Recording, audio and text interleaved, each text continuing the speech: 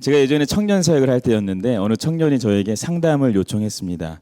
그 청년은 제가 섬기고 있던 공동체를 리더로 섬기는 분이었고 사역을 아주 잘 감당하던 분이었습니다. 그리고 그분은 어려서부터 부모님의 신앙을 따라서 정서적으로도 건강하게 성장한 분이었습니다. 아마도 사역에 관해서 의논할 것이 있겠다 싶어서 이제 만나자고 했는데 저와 만난 자리에서 아주 뜻밖의 이야기를 전해줬습니다. 저하고 만나기 이틀 전에 그분이 어느 한 건물의 옥상에 올라가서 난간 위에 한참 앉아있다가 내려왔다는 겁니다. 저는 순간 당황했지만 놀란 마음을 내색하지 않으려고 노력하면서 그 옥상에 왜 올라갔는지 물어봤습니다. 그러자 자신이 옥상에서 뛰어내리려고 올라갔는데 막상 뛰려니 너무 무서워서 난간에만 한참 앉아있다가 내려왔다고 했습니다. 그때 그 이야기를 듣는 제 얼굴의 표정은 잘 모르지만 제 마음은 상당히 무너져 내렸던 것 같습니다. 제가 정말 믿음직스러웠고 그리고 정말 뿌듯해했던 자랑할 수 있는 청년이었거든요. 누가 봐도 그럴 만한 행동을 할 이유가 전혀 없었던 사람이었습니다. 아마 그 누구도 그 친구가 그런 생각이나 행동을 할 거라 짐작하지 못했을 겁니다. 그런데 그 청년의 이야기를 찬찬히 들어보니까 알게 된 게 있었는데요. 사실 그 청년은 죽고 싶던 게 아니었습니다. 그저 이렇게는 더 이상 살고 싶지 않았던 거였습니다. 하지만 다른 방도가 없었던 거였죠.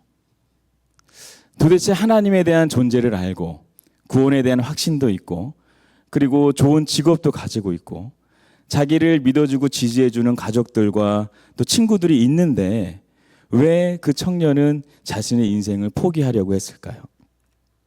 그 답변은 꽤나 간단했습니다. 오늘의 현실에서 일어나는 일들을 보고 있자니 자신이 그동안 들어왔고 바래왔던 소망의 일들과 소망의 모습과는 너무나 동떨어져 있는 까닭에 크게 낙심한 겁니다. 조금 더 정확히 말하면 현실에서 일어나는 일들을 이해하고 해석하는 관점이 잘못 정해져 있다 보니까 자신에게 있는 이 오늘이 그의 인생에서 어떠한 의미를 가지고 있는지를 놓쳐버린 겁니다. 오늘 우리는 삶과 믿음의 상관관계에 대해서 얘기해 보려고 하는데요. 우리가 성경을 대하면서 한 가지 발견할 수 있는 사실은 성경에 기록된 많은 이야기들은 그 시대를 살았던 실제 인물들의 실제 삶, 실사판이었다는 겁니다. 그들이 살아난 얘기들이 성경에 기록된 거죠. 아브라함 이야기를 볼 때 아브라함이 꿈꾼 이야기가 성경에 기록되어 있지 않습니다. 그가 갈대아 우르를 떠난 일이나 아니면 자신의 아들 이삭을 하나님께 바친 그러한 사건들은 그의 생생한 삶의 이야기들입니다.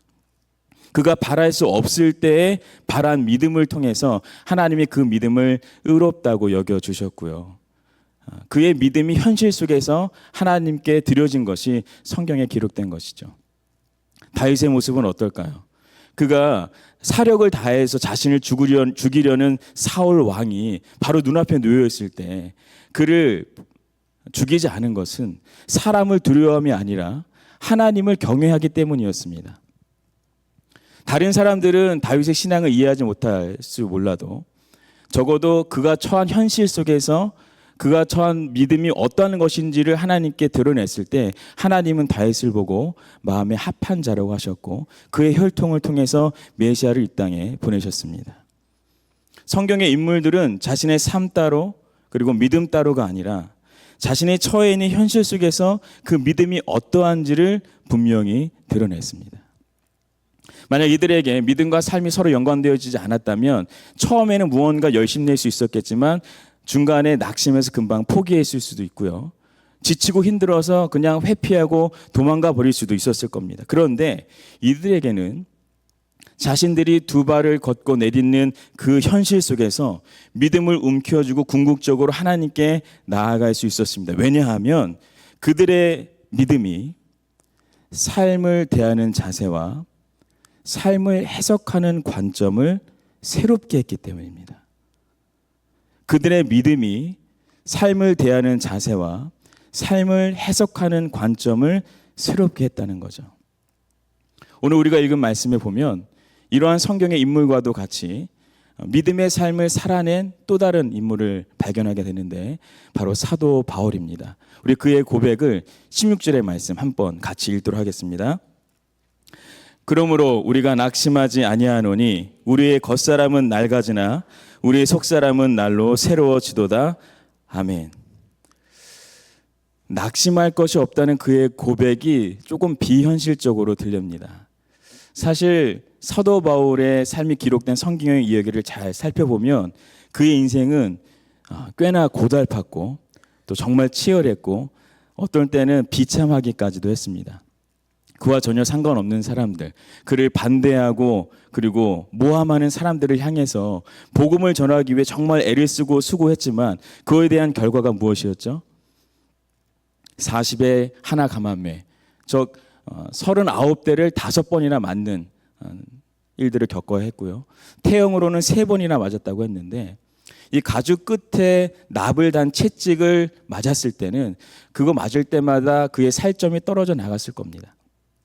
그리고 루스드라라는 지역에서는 그가 돌을 맞게 돼서 거의 죽게 되었다가 다시 살아난 일도 있었죠. 배를 타고 가다가 파손당하는 일도 있었고 일주일 동안 바다에서 머물러야 했던 적도 있었습니다. 그러니까 여러 번이나 배고프고 목마르고 추위에 떨어야 했던 것이 바로 사도 바울의 현실이었습니다. 아마 바울을 정말 개인적으로 아끼는 사람이 있었다면, 그리고 바울을 조금이라도 아는 사람이 있었다면 그에게 가서 이제 그만 그렇게 살지 말라고 얘기해 줬을 겁니다. 누가 봐도 불행해 보이고 실패한 것 같은 그 인생을 그렇게나 자청해서 살 필요가 없다고 여겨지는 거죠. 그런데 이러한 현실 속에서 바울의 증언이 무엇이냐? 낙심하지 않는다. 그 이유를 뭐라고 말합니까? 우리의 겉사람은 점점 낡아지지만 우리의 속사람은 날로 새로워지도다. 여기서 낡아진다라는 것은 부패한다, 쇠퇴한다라는 뜻인데 바울이 종종 표현할 때 예수를 믿기 전의 인생을 옛사람, 겉사람 이렇게 표현을 하고요. 또 예수를 믿고 난 후의 인생을 새사람, 또 속사람 이렇게 말을 하곤 합니다. 예수를 믿기 전의 인생은 육신이라는 것이 시간이 점점 지나가면서 낡아지고 쇠퇴해지게 되고 결국은 죽음을 맞이하게 됩니다. 모든 인생이 같은 경로로 가는 거죠. 물론 예수를 믿고 난 후의 인생도 인생에서 육신의 연약함과 쇠퇴함과 낡아지는 것을 경험하긴 합니다. 그런데 하나 다른 게 있죠. 그리스도와 연합했기 때문에 하나님과 관계를 맺으면서 살아갈 수 있는 거예요. 하나님과 친밀한 관계를 맺어가며 살 수가 있는 겁니다.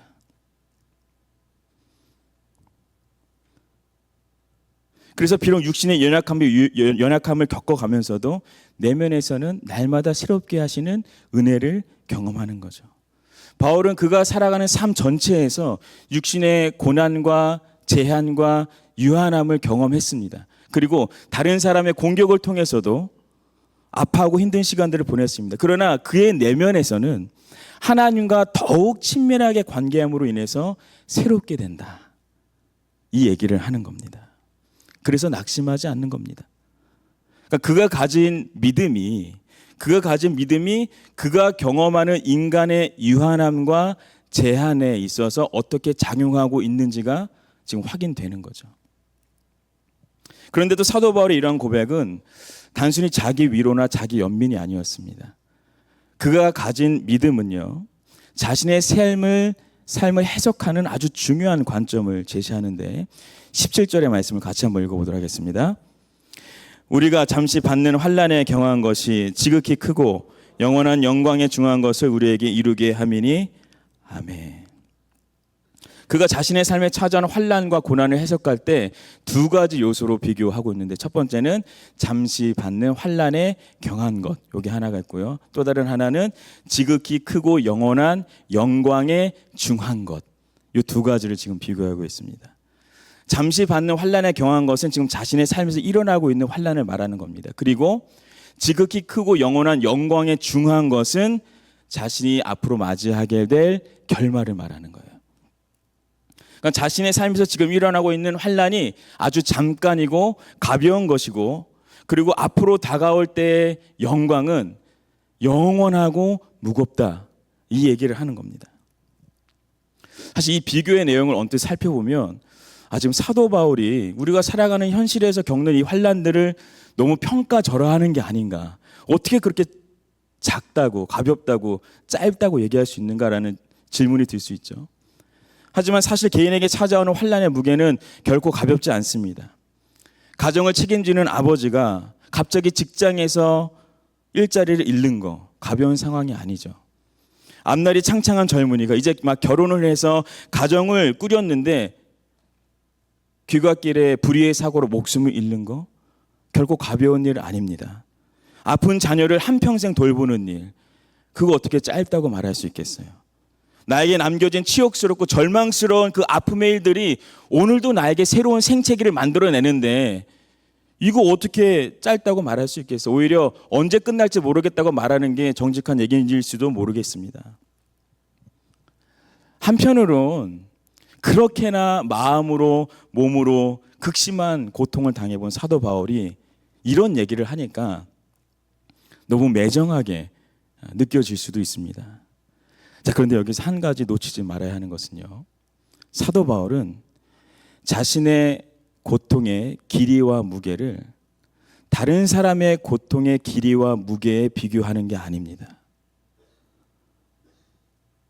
자신의 고통과 타인의 고통을 하나로 묶고 나서 전혀 다른 요소와 비교하고 있습니다. 그게 뭘까요? 지극히 크고 영원한 영광에 중한 것. 비교의 대상을 앞으로 성도에게 찾아올 영광의 때로 정한 겁니다. 예수 그리스도께서 다시 오실 때인 거죠. 마침내 이말 그날의 영광의 날은 영원하고 그 영광의 무게는 무거운 겁니다. 이 땅을 살아가는 성도들이 짊어지고 가는 짐의 무게가 결코 쉽지 않고 가볍지 않지만 장차 도래할 할 날과 비교하면 짧은 것이고 가벼운 것이다. 이 얘기를 하는 거예요. 그리고 아주 놀라운 얘기를 하는데요. 우리가 받는 환난이 영원한 영광에 중한 것을 이루게 한다라고까지 말을 합니다. 이게 무슨 의미일까요? 바울이 고난 자체를 선한 일이나 미덕으로 여기는 경우는 아니었습니다. 단순히 고난이 끝나면 보상이 온다는 것도 아닙니다.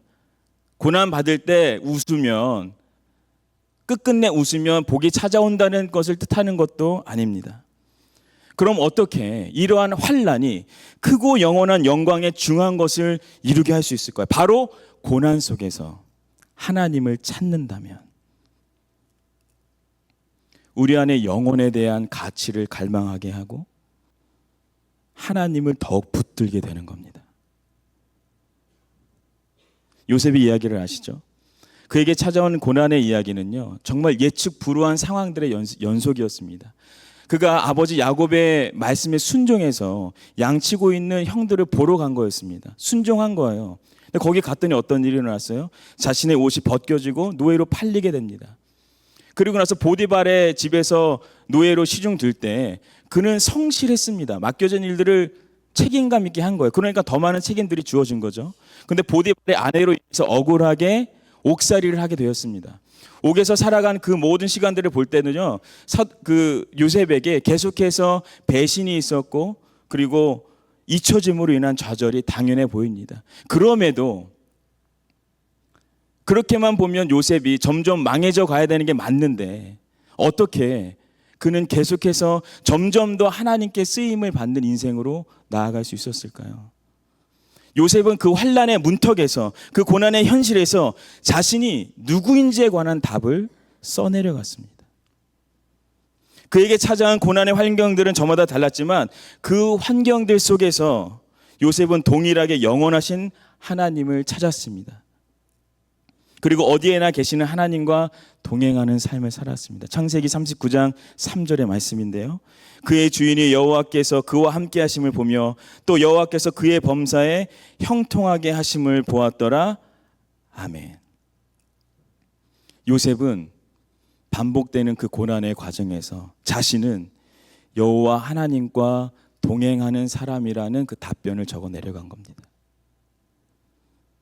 고난이라는 문제지에 자신의 정체성이 무엇인지 분명하게 서술했습니다. 갈팡질팡하지 않고 애매모호하지 않았습니다. 그에게 찾아온 고난으로 인해서 더욱더 분명한 믿음의 고백을 할 수 있었던 거죠. 혹시 종결 욕구라는 말을 들어보신 적 있으신가요? 2011년 3월에 일본에 이제 대지진이 일어났고 이제 쓰나미가 나타났는데, 그때 일본에 아주 기이한 현상이 하나가 일어났습니다. 그게 뭐냐면 이혼율이 3배가 증가했고요. 그리고 결혼율이 아주 대폭으로 상승한 거예요. 그러니까 둘 중에 하나만 올라간 게 아니라 결혼하는 폭도 증가했고 이혼하는 사람들도 많아졌다는 겁니다. 그래서 여기에서 미국의 띵크탱크 연구원인 이제 제임스 홈스라는 분이 연구를 해봤는데, 이것을 종결 욕구라는 그 사회 용어와 연관을 시켰습니다. 그게 뭐냐면요, 종결 욕구는 어떤 질문이나 혹은 어떤 문제에 대해서 모호함을 피하고 어떤 답이든 확실한 하나의 답을 빨리 도출하려는 욕구를 가집니다. 그래서 이 애매모호한 상황을 이제 그냥 멈추고 기면 기고 아니면 아닌 답을 내리고 싶은 겁니다. 근데 인상적인 게 뭐냐면 이 종결 욕구가 막 올라갈 때가 언제냐면요, 사람에게 고난이 찾아올 때예요. 그래서 절망이 찾아올 때 더 강해지는데, 이런 상황이 되면 사람들이 약간 신뢰하던 사람들을 더 신뢰하거나 아니면 약간 불신하던 사람을 더 불신하는 좀 더 극과 극의 선택을 하게 된다는 겁니다. 그래서 일본의 경우도 연애는 해도 주로 결혼에는 관심이 없던 사람이었지만 그래도 사람들을 볼 때 저 사람보다 더 나은 사람은 별로 없을 거다라는 생각에 결혼을 한 경우들이 많아졌고요. 물론 이 중에는 그런 분이 안 계시죠. 그리고 헤어질지 말지를 계속 고민하던 사람은 빨리 끝내버리자 하고 이혼을 선택한 경우도 있던 겁니다. 요셉에게 찾아왔던 고난이 있었기 때문에 그로 하여금 믿음에 근거한 선택을 하게 했습니다. 하나님을 찾았고 주님과 동행하는 삶을 살았습니다. 그의 현실에 찾아온 고난은 그의 믿음을 확인하는 것이 아주 중요한 역할을 했습니다. 마찬가지로 성도에게 고난이 찾아온다는 것은요, 우리로 하여금 더 분명한 것을 선택하고 더 확실한 것을 붙들 수 있는 유익함을 전해줍니다. 고민과 갈등을 종결하고 하나님을 선택하게 합니다. 그래서 사도 바울은 잠시 받는 환난에 경한 것이 지극히 영원한 크고도 영광에 중한 것을 이루어낸다라고 말한 것이죠. 저와 여러분에게 그동안도 그랬고 앞으로도 환난은 찾아오겠지만 그것이 영원한 영광의 날에 비해 짧고 가볍다는 그 사실을 꼭 기억해 주시기 바랍니다. 오히려 그 고난의 순간에 가장 확실하고 신실하신 주님을 찾아가는 유익이 있으시길 소망합니다. 그렇게 우리는 믿음을 반영하는 삶을 살아내야 합니다. 그럼 우리에게 이제 찾아오는 질문은 이겁니다. 도대체 삶 속에 믿음을 드러내는 것을 어떻게 멈추지 않고 계속해서 감당할 수 있을 것인가? 이 질문은 다음과도 같이 바꿔볼 수 있습니다. 무엇이 사도 바울로 하여금 그의 현장에서 현실에서 경험되는 그 고난을 깃털과도 같은 것으로 여기는 동시에 장차 올 그 영광의 때로 한 걸음 더 나아가게 했을까요? 오늘 본문 18절의 말씀을 한번 같이 읽겠는데요. 우리가 주목하는 것은 보이는 것이 아니요 보이지 않는 것이니 보이는 것은 잠깐이요 보이지 않는 것은 영원함이라. 아멘. 보이는 것이 아니라 보이지 않는 것에 주목해야 합니다. 비록 나의 삶이 첩첩산중에 가려막혀 있는 것처럼 보인다 하더라도 보이지 않는 하나님이 나를 인도하신다는 사실에 주목해야 됩니다. 그분을 더욱 신뢰해야 됩니다. 여기서 주목하다라는 말이 스코페이라는 헬라어가 쓰여있는데요, 내다보다, 주의하다, 혹은 눈을 부릅뜨고 경계하다. 잠시 응시하시는 게 아니라 계속해서 이것을 주목하는 것을 말합니다. 하나님은 언제나 우리를 인도하고 계시지만 그 인도는 대부분 보이지 않는 방식으로 이루어집니다. 그래서 하나님의 성품과 약속을 의지할 때 보이지 않는 하나님의 인도하심 우리는 실제로 경험할 수 있는 것이죠. 그래서 시편 121편 1절과 2절에 이렇게 고백합니다. 내가 산을 향하여 눈을 들리라. 나의 도움이 어디서 올까? 나의 도움은 천지를 지으신 여호와에게서로다.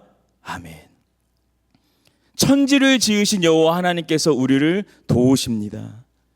이 약속의 말씀을 붙들고 보지 않는 하나님께 주목하는 것이죠. 만약 누군가 저에게 존경하는 사람이 누구냐고 묻는다면 저는 서슴없이 제 어머니라고 이제 대답을 합니다. 제 어머니는 제 아버지가 60세 때 목회를 시작하시도록 유일하게 지지해 주셨고 또 지원해 주신 분이고, 저도 어머니의 기도를 따라서 신학의 길에 들어서게 됐습니다. 저희 집에서 어머니에 대한 닉네임이 하나 있는데 바로 철의 여인입니다.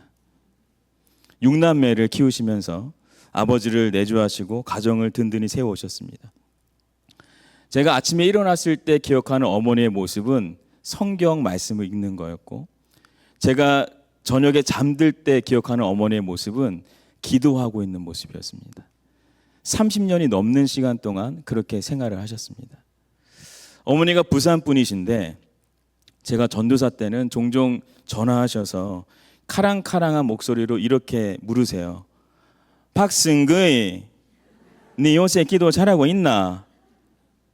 비슷해요. 꼭 기도가 뜸할 때 그 전화를 주셔가지고 정신이 번쩍 이제 드는 거죠. 누가 봐도 신앙의 어른이셨고 영적인 리더였습니다. 그런데 제가 청소년기를 지나면서 제 시야에 불편하게 들어오는 어머니의 모습들이 있었습니다. 어머니께서 아버지가 목회하시기 전에는 비즈니스를 몇 개 운영하셨는데 어느 날 같이 동업하시던 분들의 모든 채무를 순수하게 전액 감당하시게 되었다는 얘기를 들었습니다. 금융용어로 연대보증이라고도 하고 전문용어로 먹튀라고도 합니다. 슬픈 얘기가 맞습니다. 그 일로 인해 온 가족이 꽤나 무거운 짐을 감당해야 했었습니다. 그때 어머니가 저희들에게 그렇게 강조했던 게 기도하라는 거였어요. 그렇게나 가정 예배를 이어가려고 노력을 하시더라고요. 근데 제 입장에서는 별로 마음에 와닿지 않았습니다. 별로 소용이 없는 것 같았습니다. 그러다 시간이 얼마 지나고 나서 또 다른 소식을 하나 들었는데 어머니가 암에 걸리셨다는 거예요. 수술 전에 침대에 누워 계시는 어머니를 뵀는데 이제는 더 이상 철의 여인이 아니셨습니다. 그날 제가 어머니 몸을 붙들고 기도를 했는데 무슨 기도를 했는지 기억이 안 납니다. 근데 그 제 마음 가운데 뭔가 부당하다는 느낌도 들었고 무기력하다는 생각도 했던 것 같습니다. 수술을 받으시고 당뇨로 인해서 여러 합병증을 얻으신 어머니는 이제 목소리에 힘이 반 정도 남아 있으시고 전과는 다르게 많이 약해지셨습니다. 그럼에도 카톡 메시지에는 아직 힘이 넘치셔서 얼마나 다행인지 모릅니다. 시간이 지나면서 제가 어머니에 관해서 왜 불편하게 여기게 되었는지를 깨닫게 됐는데요. 바로 어머니의 삶에서 일어나는 일들을 통해서 어머니의 신앙을 평가했기 때문입니다. 저렇게 말씀을 묵상하고 기도를 열심히 하는데 어떻게 이런 일이 생길 수 있을까? 왜 이 일이 해결되지 않을까? 심지어 어머니가 뭔가 잘못하고 계신 건 아닐까? 라는 생각들을 했던 겁니다. 그런데 그 불편한 질문들은 사실 저의 큰 오해였습니다. 어머니는 단순히 상황의 역전을 위해서 기도하신 게 아니었죠. 단순히 기적과도 같은 일들을 꿈꾸며 저희들에게 기도를 부탁하신 게 아니었습니다. 어머니의 기도는 그렇게나 어렵고 쉽지 않은 날들이었지만 그때에도 여전히 하나님을 사랑하고 신뢰한다는 믿음의 고백이었습니다. 그리고 결국 그 어둡고 긴 터널을 믿음으로 잘 감당해 오셨습니다. 요새는 당신의 당뇨가 아들한테도 생길까 봐 기도하라는 얘기보다 살찌지 말라는 얘기를 더 하십니다. 보이는 것들이 아니라 보이지 않는 것들에 주목하려 애쓰셨던 어머니의 모습이 선명하게 기억납니다. 달라스 윌라드의 하나님의 모략이라는 책을 보면 개인의 신앙을 점검하고 그것을 발전시키기 위해서 던지는 몇 가지 질문들이 있는데 먼저 내가 예수님을 실제로 믿는가, 예수님을 따르는가 이런 얘기도 있고, 내 삶의 의도와 동기가 하나님의 나라와 같은 방향인가 이런 거를 묻기도 하고요. 그리고 내가 정말 하나님을 신뢰하고 있는가라는 질문에 답을 하게끔 되어 있습니다. 근데 이 질문들에 대한 답은요, 다른 타인이 내려주는 게 아닙니다. 내가 이 질문에 답을 하는 겁니다. 누군가는 신앙생활에 있어서 본인이 답을 하는 게 상당히 모순적이라고 생각할 수 있습니다. 뭔가 공정한 평가가 내려지지 않을 수 있기 때문인 거죠. 그러나 신앙생활은 다른 사람이 평가해 주는 거 아닙니다. 다른 시선으로 나를 저울질하는 것도 아닙니다.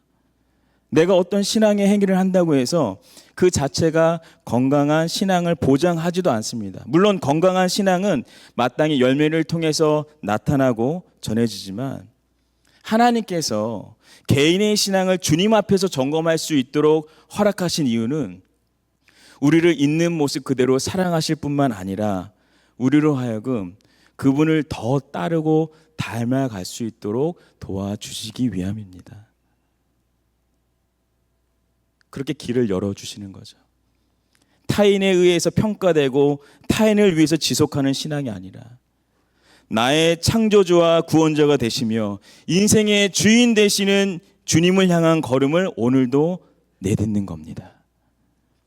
그게 바로 현실 속에서 영혼에 닿는 걸음을 내딛는 거죠. 말씀을 맺습니다.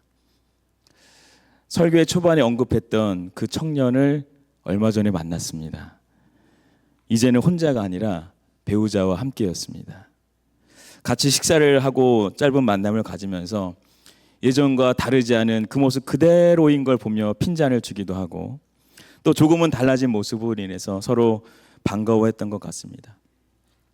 요새 어떠냐고 물었는데 지금의 이 모습이 좋고 감사하다 라고 말했습니다.